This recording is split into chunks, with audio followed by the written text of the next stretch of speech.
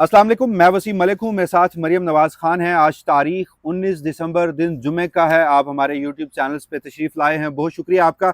नाज़रीन, आज की वीडियो ख़ासी अहम है जो आपके काफ़ी सवालात का जवाब देगी, इसलिए इल्तमास है कि वीडियो को आखिर तक ज़रूर देखिएगा। मामला जस्टिस तारिक जहांगीरी का है।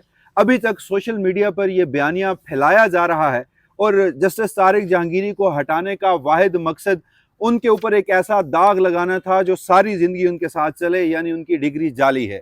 मगर आज की इस वीडियो में हम आपको कराची यूनिवर्सिटी के रिकॉर्ड से बताएंगे, कराची यूनिवर्सिटी के रजिस्ट्रार की अपनी जुबान से अदा किए गए अल्फाज से बताएंगे कि ये स्टिग्मा उनसे धुल चुका है। ये दाग खुद कराची यूनिवर्सिटी ने ख़त्म किया है, लेकिन अभी तक बहुत सारे लोगों को समझ नहीं आ रही कि कराची यूनिवर्सिटी जस्टिस तारिक जहांगीरी की डिग्री को कमरा अदालत में मान के गई है। और उसके साथ साथ आपको गुज़श्ता रोज़ की कार्रवाई के कुछ चीदा चीदा वो अहम तरीन नुकात बताएंगे कि जब जो जस्टिस तारिक जहांगीरी के वकील थे, उन्होंने सरफराज डोगर, अनफॉर्चुनेटली या fortunately chief justice Islamabad high court है, उन्होंने जब उनके सामने अकरम शेख ने दलाइल दिए और कहा कि हजूर आप पर आर्टिकल 6 लगेगा, और जब जस्टिस तारिक जहांगीरी का एक इंकशाफ उनके सामने रखा गया तो फिर मौसूफ के चेहरे की हवाइयाँ कैसे उड़ी, पसीने कैसे आए, और इतनी ठंड में कमरा अदालत में बैठकर उन्हें टिश्यू क्यों उठाना पड़ा और अपना चेहरा क्यों साफ करना पड़ा और बार बार वकील को रोकना क्यों पड़ा कि प्लीज आप ये बात ना करें। और जस्टिस तारिक जहांगीरी के उस इंकशाफ के फौरन बाद ही फिर क्या हुआ कि फैसला सादर फरमा दिया गया। फैसले में क्या आईनी और कानूनी नकाइस हैं वो भी आपके सामने रखेंगे, बैरिस्टर सलाहुद्दीन के क्या दलाइल थे वो भी आपके सामने रखेंगे। तो जरा मुफस्सल अंदाज में सारी वीडियो करते हैं। तो मरियम, ऐसा करते हैं कि इसको एक एक करके शुरू करते हैं। सबसे पहले अकरम शेख साहब के दलाइल पे आते हैं और फिर आगे चलकर नाज़रीन को बताएंगे कि कैसे कराची यूनिवर्सिटी के रजिस्ट्रार इस डिग्री को खुद तस्लीम करके गए हैं, लेकिन अभी तक कुछ दानिशवरों के दिमाग में ये बात नहीं जा रही ना। तो आर्टिकल 6 की कार्रवाई के हवाले से अकरम शेख साहब ने कहा था, क्या बात थी, क्या मनाजिर थे, क्या कॉन्टेक्स्ट क्या था? गुज़िश्ता रोज़ जब कमरा अदालत में समाअत चल रही थी तो आइडिया तो ये था कि आज पहली और आखिरी समाअत है और ये डिसाइड हो चुका है कि जितने इंकशाफात जस्टिस तारिक महमूद जहांगीरी अपनी दरख्वास्तों के अंदर कर चुके हैं उसके बाद इस मामले को मज़ीद लिंगर ऑन किया नहीं जाएगा। तो गुज़िश्ता रोज़ जब अकरम शेख जो कि तारिक महमूद जहांगीरी के वकील हैं उनको मौका दिया गया और ये मौका भी वैसे उन्होंने लड़ के हासिल किया। उन्होंने कहा आपने मेरी एतराज़ात के साथ दरख्वास्तें मुकर्रर की हुई है, मुझे सुन तो लें। और फिर जो है वो जस्टिस डोगर ने उन्हें कहा बिल्कुल आपको सुनेंगे, आपको वक्त देंगे, आप बोलिए। उन्होंने बोलना शुरू किया तो उन्होंने कहा कि सर जो आप कर रहे हैं इस मुकदमे के अंदर वो आइन की सरीहन खिलाफ वर्जी है और आइन की खिलाफ वर्जी पर आर्टिकल 6 लगता है, आप आइन की खिलाफ वर्जी ना करें। अकरम शेख ने जो जस्टिस डोगर हैं उनको मुखातिब करके ये बताया कि आपके खिलाफ बाकायदा तौर पर एक मुकदमा जो है वो मैंने दायर कर रखा है और वो मुकदमा अभी ज़ेरे इल्तवा है। वफाकी आईनी अदालत में वो मुकदमा है और कभी भी मुकदमा बाज जज नहीं हुआ करते। और फिर उनकी इस बात के बाद कि मुकदमा बाज जज नहीं होते, जस्टिस सरफराज डोगर ने उनकी ये दलील नहीं सुनी। मामला इससे आगे बढ़ा। जस्टिस सरफराज डोगर ने गुज़िश्ता रोज़ वसीम 6 गलतियां या 7 गलतियां नहीं, उस संगीन। पे मैं आता हूँ। हाँ। उससे कबल हम जरा अकरम शेख साहब के जो दलाइल हैं वो पहले रख देते हैं।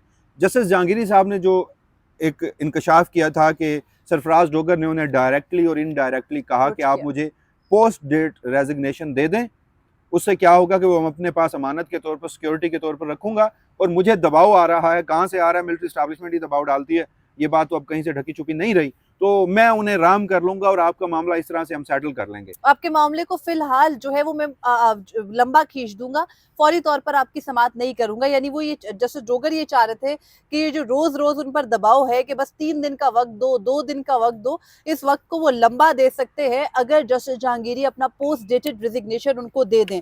ये बात गुज़िश्ता रोज अकरम शेख की जानिब से कमरा अदालत में दोहराई गई और जब अकरम शेख ने ये बात कही कमरा अदालत के अंदर तो उस वक्त के मनाजिर ये थे कि उससे पहले जस्टिस सरफराज डोगर बार बार अकरम शेख के दलाइल पे कह रहे थे कि आप वही बात रिपीट कर रहे हैं, बार बार मेरे सामने ये बात कर रहे हैं, मैं इरिटेट हो रहा हूँ और आप लोगों के पास कोई नया मुद्दा नहीं है। और यहाँ तक भी जस्टिस डोगर ने कहा कि ठीक है, आपका इतराज ये है ना कि मैं इस मुकदमे को ना सुनूं क्योंकि मेरे खिलाफ मुकदमा सुप्रीम कोर्ट में गया है, बस ठीक है मैंने सुन लिया, आप लोगों के पास यही एक पॉइंट है।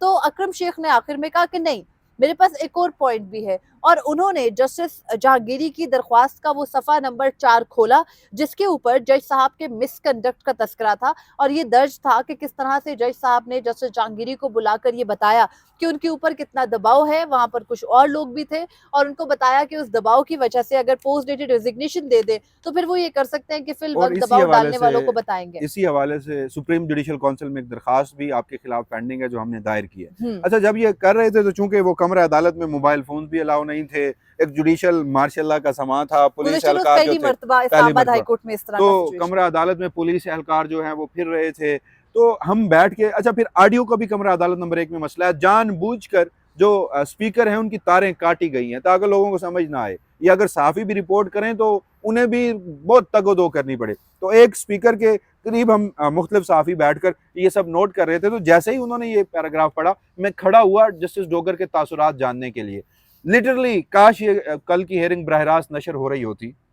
उनके चेहरे की हवाइयां उड़ी, उन्होंने टिश्यू उठाया, अपना चेहरा साफ किया और बार बार उन्हें कहा कि एक बात पब्लिक डोमेन में आ चुकी है, आप बार बार ये पढ़ के मुझे इरिटेट कर रहे हैं। यानी उन दबाव को निगेट नहीं किया।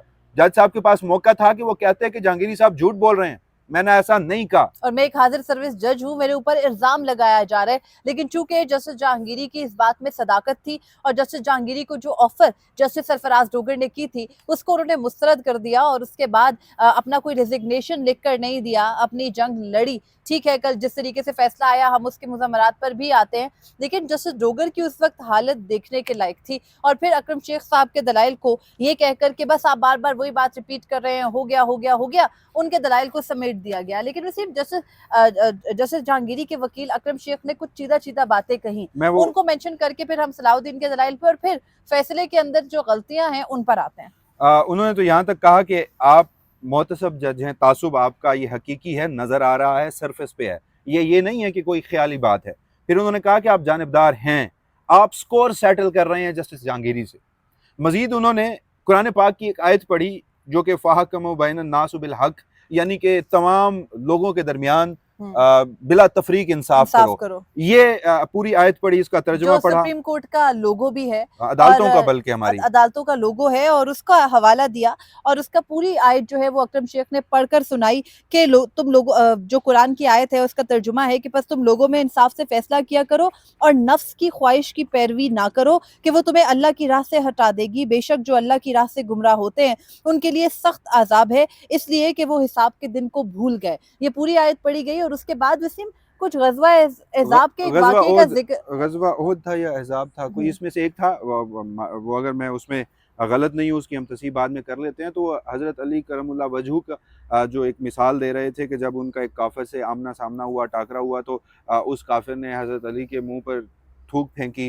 अब उस पर हज़रत अली को गुस्सा भी आया, लेकिन उन्होंने उसके ऊपर हमला नहीं किया कि अगर मैं हमला करूंगा तो ये उसका और मेरा एक गुस्से का और एक तासुब का एलिमेंट आ जाएगा, मैं अल्लाह की रज़ा के लिए तो जिहाद नहीं कर रहा हूँगा। अच्छा, जब वो ये बता रहे थे तो उन्होंने किससे कहा ना, अभी शुरू ही किया। सरफराज डोगर साहब ने कहा मैंने पढ़ रखा है, मुझे पता है ना, मुझे पता है, आप मत पढ़िए, पढ़ने नहीं दिया गया। खैर, सलाहुद्दीन साहब के जो दलाइल थे वो मैं आपके सामने रखता हूँ, जो वीडियो का हमारा सबसे अहम हिस्सा है, क्विकली मैं पढ़ देता हूँ, क्योंकि उसमें ये चीज़ है नाज़रीन के कराची यूनिवर्सिटी जो है वो तस्लीम करके गई है कि डिग्री तो है। यानी पहले कहा जा रहा था डिग्री जाली है, फिर कहा जा रहा था डिग्री है नहीं, फैसले में भी कहा गया कि कभी डिग्री रखते ही नहीं थे जो जहांगीरी साहब हैं, और फिर कभी कहा गया कि किसी और की डिग्री पर अपने नाम लिखवा चुके हैं। कराची यूनिवर्सिटी के रजिस्ट्रार ने जब जवाब जमा करवाया तो उसके बाद बैरिस्टर सलाहुद्दीन ने वहाँ पर अपने दलाइल दिए। उन्होंने कहा कि आज रजिस्ट्रार साहब ने आपको दिखाया है, अपना जो रजिस्टर है वो यहाँ पर लेके आए हैं, और ये इतराफ़ किया है कि LLB में हमारे पास पहले साल, दूसरे साल और तीसरे साल के जस्टिस जहांगीरी साहब ने इम्तिहानात दिए हैं, इम्तिहानात पास किए हैं और डिग्री भी जारी हुई है। सलाहुद्दीन साहब कहते हैं कि रजिस्ट्रार का इतराज़ सिर्फ यही है कि इसमें कुछ इर्रेगुलरिटीज़ हैं, और ये बात जहांगीरी साहब तो खुद 1.5 बरस कबल कह चुके हैं अपनी किसी दरखास्त में। मजीद उन्होंने कहा कि रजिस्ट्रार का इतराज़ है कि LLB के तीनों इम्तिहानों में नाम अलग अलग लिखा गया है। रजिस्ट्रार कह रहे हैं कि इस्लामिया लॉ कॉलेज के मुताबिक जस्टिस जहांगीरी तालिब इल्म ही नहीं थे। तो फिर उन्होंने सवाल किया कि ये जो पार्ट 1, पार्ट 2, पार्ट 3 के अलग अलग जो इनरोलमेंट नंबर हैं, या फिर 2 रोल नंबर हैं, या फिर ये सारा रिकॉर्ड जो पेश कर रहे हैं, तो एक तरफ अगर वो इस्लामिया लॉ कॉलेज के तालिब इल्म ही नहीं थे तो कराची यूनिवर्सिटी किस हिसाब किताब से आकर ये रिकॉर्ड जो है वो कमरा अदालत में जमा करवा रही है। फिर उन्होंने कहा कि प्रोपोगेंडा किया जा रहा है कि डिग्री जाली है या डिग्री कैंसिल कर दी गई है या डिग्री सिरे से मौजूद ही नहीं थी। वो मजीद कहते हैं कि इस हवाले से कराची यूनिवर्सिटी, क्योंकि कराची की जो टेरिटोरियल जुरिस्डिक्शन कराची यूनिवर्सिटी की है वो सिंध हाई कोर्ट बनती है, लिहाजा सिंध हाई कोर्ट इस मामले को देख सकती है, इस्लामाबाद हाई कोर्ट नहीं देख सकती। आइन के आर्टिकल 199 में टेरिटोरियल जुरिस्डिक्शन का वाज़ेह तौर पर लिखा हुआ है। फिर वो कहते हैं कि जो फैसले डिक्लेरेशन से जारी हुए उनके बारे में जो कराची यूनिवर्सिटी ने डिक्लेयर दिया, सिंडिकेट ने डिक्लेरेशन दी, अनफेयर मीन्स की कमेटी ने डिक्लेरेशन दी, वो तमाम सिंध हाई कोर्ट ने मुअत्तल कर रखे हैं। और अगर सिंध हाई कोर्ट जब तक फैसला नहीं कर देती तो तब तक ये इस्लामाबाद हाई कोर्ट उस मामले को नहीं देख सकती। फिर उन्होंने साथ ये भी कहा कि इस रजिस्ट्रार के खिलाफ हमने सिंध हाई कोर्ट में तौहीन अदालत की दरखास्त दायर की थी जो अभी तक पेंडिंग है। रजिस्ट्रार को या यूनिवर्सिटी को सिंध हाई कोर्ट ने मजीद कार्रवाई से रोका था। सिंध हाई कोर्ट में जवाब जमा रजिस्ट्रार ने नहीं कराया। हमारे ऊपर इल्ज़ाम लगाया जाता है कि जैसे जहांगीरी वहाँ से इल्तवा मांग रहे हैं, दरअसल वहाँ से इल्तवा मांगा रजिस्ट्रार ने था और वहाँ से मोहलत भी रजिस्ट्रार ने मांगी थी, वहाँ ये जवाब जमा नहीं करवा रहे। तो इस्लामाबाद हाई कोर्ट में आकर ये 3 दिन के अंदर भागे भागे कैसे रिकॉर्ड जमा करवा रहे हैं। तो ये सारे जो दलाइल हैं वो दिए गए जो बैरिस्टर सलाहुद्दीन थे। क्विकली फैसले में मरियम, आम अल्फाज में मैं कहूँ तो 2 नंबरियाँ वो क्या थी? बेसिकली फैसले के अंदर कई गलतियां थी और उन गलतियों में एक तो अंग्रेजी की भी बहुत गलतियां थी ना, पहले पैराग्राफ में अंग्रेजी की हर फिक्रे में गलतियां थी। वो तो चले फिर नहीं, डिग्री किसकी चेक करवानी चाहिए? देखिए मेरी बात सुने, आप जिनकी फिलहाल डिग्री की बात कर रहे हैं उनकी तो डिग्री से लेकर मुझे उनके कभी भी किसी भी जो एक अच्छा इदारा होता है उसमें पढ़ाई करने के ऊपर मुझे शक है। मगर बहरहाल इससे आगे बढ़ते हैं। सबसे पहले तो जो जस्टिस सरफराज डोगर है उन्होंने गुज़िश्ता रोज़ जो फैसला किया वो फैसला उनके सामने मांगा ही नहीं गया था। यानी मेरी नज़र में सबसे संगीन गलती यह है कि 26वीं आईनी तरमीम और फिर 27वीं तरमीम में ये पाबंद किया गया, जब खुद नोटिस का इख्तियार ख़त्म किया गया पहले हाई कोर्ट से और फिर सुप्रीम कोर्ट से, तो ये वाज़ेह किया गया कि कभी भी कोई अदालत खुद से कोई फैसला नहीं करेगी अनटिल और अनलेस उनके सामने ये दरख्वास्त या इस्तदा की ना गई हो। तो गुज़िश्ता रोज़ हमें क्योंकि क्यूरोसिटी थी कि क्या जो मियाँ दाऊद एडवोकेट हैं, खुद को 3 जज खा जाने वाला वकील फरमाते हैं, क्या उन्होंने वाकई ही ये दरख्वास्त की भी थी कि जस्टिस जहांगीरी को जो है वो फॉर जज डिस्क्वालीफाई किया जाए और उनको डी नोटिफाई करवाया जाए? तो जब हमने खोलकर उनकी दरख्वास्त पढ़ी, जो कि इस वक्त भी मेरे सामने मौजूद है, तो उस दरख्वास्त के अंदर 2 प्रेयर्स हैं और कहीं ये दर्ज नहीं है कि जज साहब को जो है वो रोका जाए कि वो अपना काम ना करें। 2 इसके अंदर प्रेयर्स हैं और वो ये है कि जज साहब की जो क्वालिफिकेशन है उसको चेक किया जाए टिल द टाइम उनको काम से रोका जाए। अब चेक करने का एप्रोप्रिएट फोरम जो है काम से रोकने की दरख्वास्त में, वो जो पूरा ट्रायल का फोरम है वो तो सुप्रीम जुडिशल काउंसिल है। तो यहाँ पर जस्टिस सरफराज डोगर ने को वारंटों की एक नई नज़ीर कायम की है और ये नज़ीर मुस्तकबिल में जाकर किसको कितना हॉन्ट करेगी ये बहस मुख्तलिफ फोरम्स पर हो रही है, हम इसमें नहीं पढ़ेंगे। लेकिन पहले तो ये 2 गलतियाँ कि नंबर 1 आपसे 26वीं तरमीम के अंदर जो आर्टिकल 199 अमेंड हो चुका उसके तहत जो मांगा ही नहीं गया था आपने वो दे दिया। सेकेंडली आपने इख्तियार आपने इस्तेमाल किया और आपने किसी की ख्वाहिश पर किया, दबाव को तस्लीम किया, मिसकंडक्ट के मुर्तकिब हुए जस्टिस सरफराज डोगर, उन्होंने इनकार नहीं किया। फिर उसके किसी फोरम पर मरियम, अनफेयर मीन्स की कमेटी, हाँ, Karachi syndicate, Sindh high court का आईनी बेंच, इस्लामाबाद हाई कोर्ट पहले जब जुडिशल पास वापस ले ली गई थी, जब कल वो फैसला दिया गया जो मांगा ही नहीं गया था, इस सब में जस्टिस तारिक जहांगीरी को नहीं सुना गया। हाँ, इस आखिरी मुकदमे में उन्हें नोटिस करके 3 रोज में जवाब जमा करवाने की मोहलत दी और कल जुमेरात थी, बुध के रोज जैसे जहांगीरी को दस्तावेजात जो हैं वो HEC की जानिब से दी गई तो उन्हें 24 घंटे से भी कम की मोहलत में कहा गया कि आप अपना जवाब जमा करवाएं। अगर हम रात के घंटे निकाल दे तो 12 घंटे में उन्हें कहा गया कि आप अपना जवाब जमा करवाएं। जब उन्होंने वो और एतराज़ात की दरख्वास्तें जो है वो मुकर्रर थी, जवाब तो आज सच मेन पिटीशन के ऊपर मांगा ही नहीं गया था, अभी तो एतराज़ात को सुन रहे थे। तो मेंटेनेबिलिटी के मामले पर जो है वो उन दरख्वास्तों को उड़ा दिया और अपनी मर्जी का फैसला जो उनको, और मैं नहीं समझती, वैसी इंतहाई माजरत के साथ किसी अदालत को जो है वो उसके वकार को हम यहाँ पे ठेस नहीं पहुंचा रहे, लेकिन अब अदालतों का वकार रह गया है। इन अदालतों में मुझे क्या लेने दीजिए कि जिस अदालत में हम बैठे हैं या इस मुल्क की जितनी भी अदालतें हैं, माँ सिवाय चंद जजेस के, अब उनके ऊपर भी सवालात उठ गए हैं कि हजूर आप यहाँ क्यों बैठे हैं खामोशी से। खामोशी इतनी रजामंदी होती है। अब इन अदालतों का हाल ये हो चुका है कि ये एक इमारतें हैं, ये एक ऐवान है जिनमें एस्टैब्लिशमेंट के मोरे बैठे हैं। मेरे ख्याल में अब खुल के ये बात करनी चाहिए। और जितनी सी देर में गुज़िश्ता रोज ये फैसला लिख के सामने आया हम सबको पता है और हम सब जजेस की काबिलियत से वाकिफ है। इतनी सी देर में अंग्रेजी के इतने हर्फ, चाहे वो गलत जो है वो ग्रामर के साथ ही क्यों ना और हो, फिर सुप्रीम वो आ जुडिशल ही नहीं काउंसिल को सकते। देखिए, चीफ जस्टिस याहिया आफरीदी, यानी जमीर में इतनी भी, मैं क्या लेने दे मुझे ये, आप मलामत माजरत नहीं नहीं, होती। माजरत शर्म महसूस नहीं होती होगी? आप chief justice Pakistan, chairman supreme judicial council हैं, सरफराज डोगर आपसे ताकतवर है यार। जो आयन रहा, हाँ, जो आपने सरफराज डोगर 26वीं उनसे ताकतवर है। सुने, 26वीं और 27वीं आईनी तरमीम के बाद जो आयन बच गया, उस पे भी तो खुदा का वास्ते अमल दरामद कर लो ना, ये तो तुम्हारा अपना आयन है। आयन के आर्टिकल 209 की भी खिलाफ वर्जी, या अफरीदी आप साहब, गुज़िश्ता रोज़ मतलब उनके पास बचा क्या है? अब गुज़िश्ता रोज़ के फैसले मुस्ताफी में होना बेहतर नहीं है? देखिए, इस्तीफा दे देना ना कोई बड़े बात की, दिल अगर जिगरे की अगर बात अगर होती शर्म है, और महसूस उसके हो, लिए ज़मीर की मलामत ज़रूरी है और ज़मीर का होना ज़रूरी है। तो वो एग्ज़िस्ट नहीं करती, और जो आप तकाज़ा कर रहे हैं वो भी एग्ज़िस्ट नहीं करती, तुम्हारा इस्तीफा कैसे आएगा? आगे बढ़ते हैं। सुप्रीम जुडिशल काउंसिल के लिए आर्टिकल 209 है।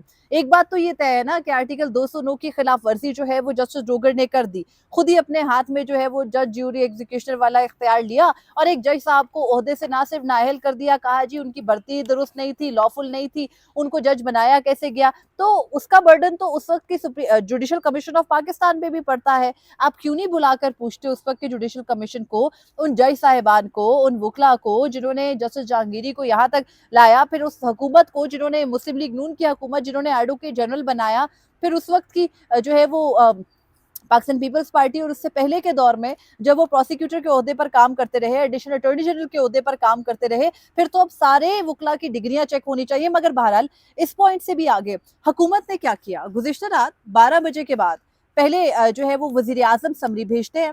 अब तरीकेकार ये देखिए, और ये तरीकेकार कहाँ से आया इसकी कोई रीजनिंग नहीं है। वजीर आजम समरी भेजते हैं as per Islamabad high court का ऑर्डर सदर मुमलिकत को कि वो जस्टिस जहांगीरी को डी नोटिफाई करें। सदर मुमलिकत डी नोटिफिकेशन की मंजूरी 12 बजे के बाद देते हैं। 1 बजे के बाद जाके वजारत कानून और इंसाफ तेज तरीन इंसाफ के तकाजे पूरे करते हुए आधी रात को, जिस वक्त दफ्तर में कोई स्टाफ मौजूद नहीं होता, जिस वक्त कोई ड्राफ्ट्समैन मौजूद नहीं होता, जिस वक्त कोई ये सब पहले कर रखा होगा ना। हाँ एग्जैक्टली, लेकिन कोई जीरो जाग नहीं रहा होता, सहाफ़ी भी आधे से ज्यादा सो रहे होते हैं, उस वक्त पे जो है वो आपने रात को 1 बजे डी नोटिफाई करने का नोटिफिकेशन जारी किया वजारत कानून और इंसाफ से। तो गुस्सा, रियासती गुस्सा और तो नहीं, निकला, फिर आयन के लेकिन आर्टिकल 209 के तहत ही रेफरेंस जब भेजा जाता है या उसमें जब कार्रवाई होती है और जज को ओहदे से हटाया जाता है, तो ही वजारत कानून और इंसाफ हो या सदर मुमलिकत का ऑफिस हो, वो आयन के तहत जज को डी नोटिफाई कर देता है ना। अगर सरफराज डोगर ने तो गैर आइनी जो इकदाम किए, जो कारनामे सर अंजाम दिए ही दिए, आपकी वजारत कानून और सदर मुमलिकत, सदर का ऑफिस, इस मुल्क के आइनी सबसे बड़े आइनी ओहदेदार का जो ऑफिस है वो भी गैर आइनी इकदाम कर रहा है। तो पहले दिन से लेकर आज के दिन तक यूनिवर्सिटी का मौकफ तस्लीम करके, और उस यूनिवर्सिटी का जिसके वाइस चांसलर कहते हैं कि उन्हें दबाव है, आरटीआई के तहत इंफॉर्मेशन की दरखास्त गई और उस पर पूरा, लांडी के कोई इरफान मजहर आ गए अचानक से। मियाँ दाऊद दौरे हाजिर का मौलवी इकबाल हैदर, जो फौजी इस्टेब्लिशमेंट का एक ऐसा असासा है कि जब किसी जज के खिलाफ कार्रवाई करनी होती है, जो जज उस वक्त रियासती मौकफ नहीं मान रहा होता, आइन और कानून के मुताबिक कार्रवाई और करना उससे चाह रहा पहले होता वो है, रियासत के लिए हलाल होता है हलाल जब तक होता है, वो उनकी बहुत अच्छा मर्जी पे होता चल है। रहा जी हो। हाँ, तो उनके खिलाफ ये कार्रवाई सिर्फ यूनिवर्सिटी का मौकफ तस्लीम करके दिया गया। और आज आपको जो कहानियां ये बता रहे हैं बड़े बड़े सीनियर सहाफ़ी, जो या तो फिक्री बददियानत है या फिर रियासती कासालेस हैं, इन दोनों में से वो क्या है, फैसला आप कर लीजिएगा। ये सिर्फ रियासती मौकफ, सरकारी मौकफ, यूनिवर्सिटी का मौकफ चला रहे हैं। किसी एक फोरम पर कोई तहकीकात नहीं हुई, जस्टिस तारिक जहांगीरी का कोई मौकफ नहीं लिया गया, एक तरफा कार्रवाई थी। बहरहाल फैसला हो चुका है। तो इस हवाले से मजीद जो भी, मेरे ख्याल में वीडियो मरियम तवील हो चुकी है, तो जो भी मजीद तफसीलात होंगी अगली वीडियो की सूरत में आपकी खिदमत में हाजिर होंगे। तब तक के लिए मुझे दीजिएगा इजाज़त। अल्लाह निगहबान।